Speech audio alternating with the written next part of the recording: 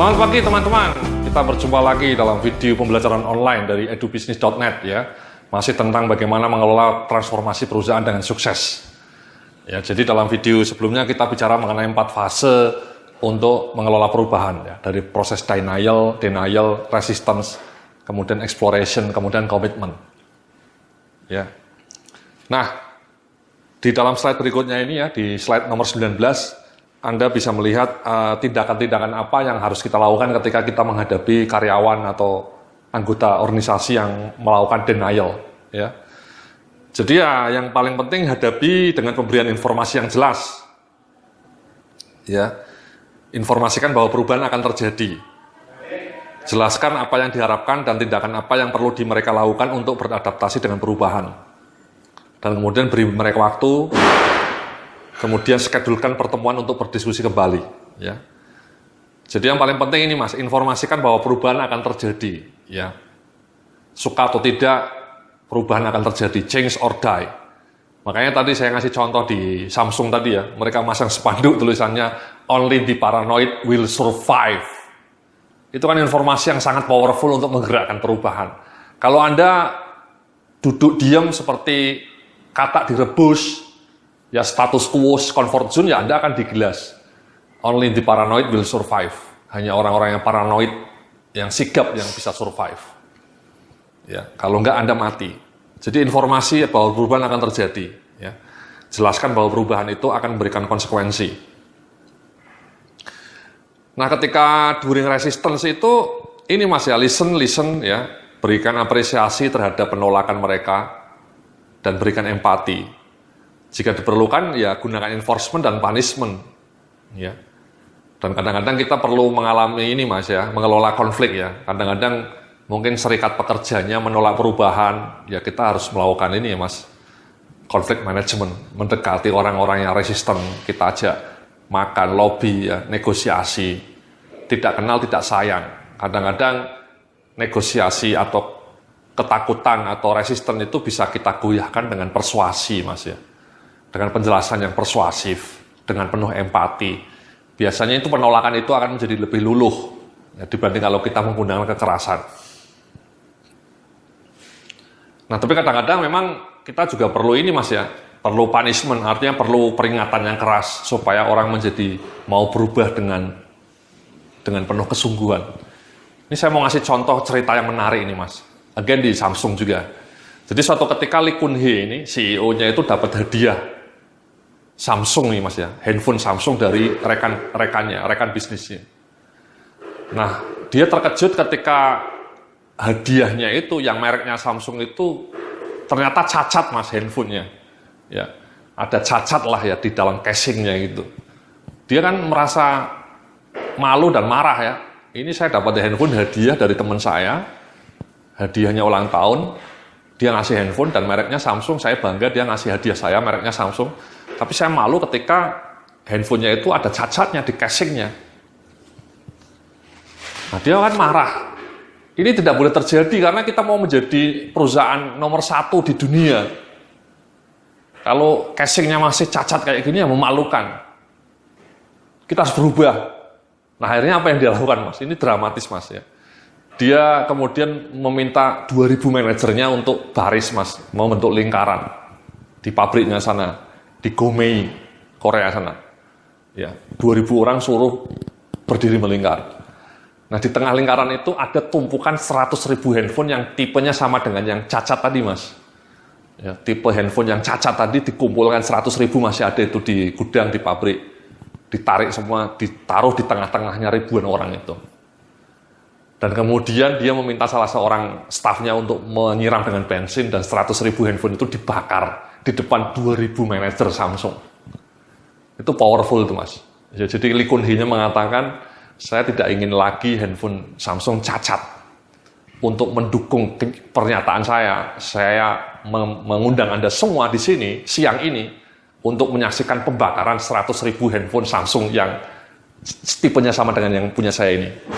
Ya. Jadi itu kan memberikan pesan kuat bahwa you have to change. Ya, kalau tidak Anda akan dibakar seperti handphone ini ya, dibakar Mas. 100.000 unit Samsung yang masih baru dibakar untuk menunjukkan bahwa kita harus berubah. Ya, jadi Anda tidak bisa lagi tenang-tenang saja, resisten, ya, mutunya abal-abal. You have to change. Jadi itu pesan yang kuat, Mas. Itu namanya enforcement. Ya, jadi seperti kalimat nomor 3 ini, gunakan enforcement.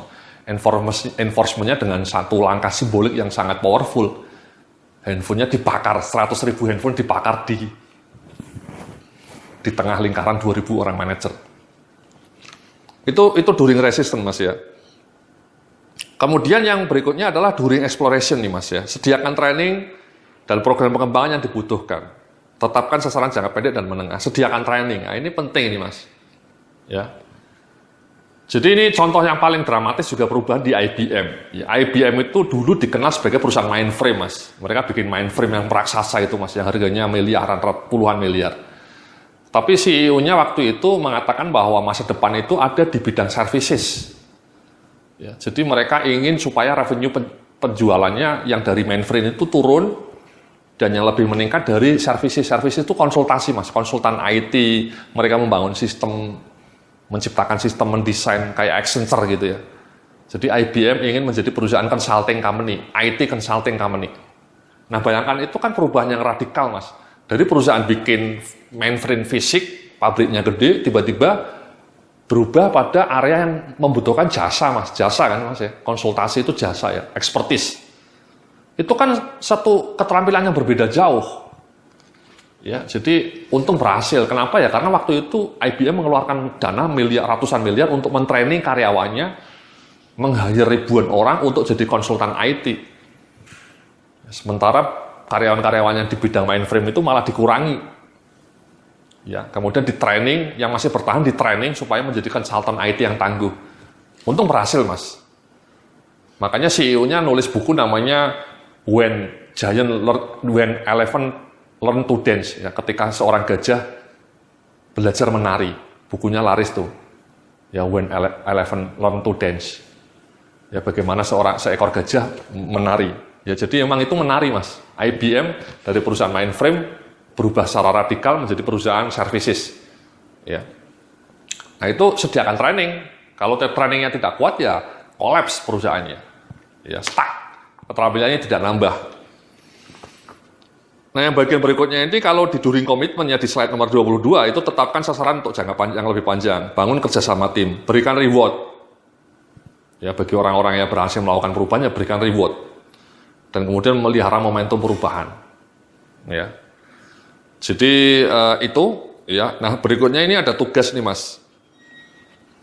Ya, coba di dalam perusahaan Anda atau kantor di mana Anda bekerja, Anda identifikasi kelompok-kelompok karyawan mana yang masih ada dalam fase denial, resisten, eksplorasi, atau komitmen. Berapa persen? Saya sih membayangkan bahwa di perusahaan Anda yang fasenya eksplorasi sama komitmen mungkin sudah 80%, Mas, ya. Yang resisten mungkin 10%, yang denial mungkin 10% atau bahkan 5%. Harapannya seperti itu. Rata-rata yang saya temui seperti itu, Mas. Rata-rata sebenarnya banyak perusahaan yang sudah siap melakukan perubahan, tapi masih fase eksplorasi dan komitmen. Ya.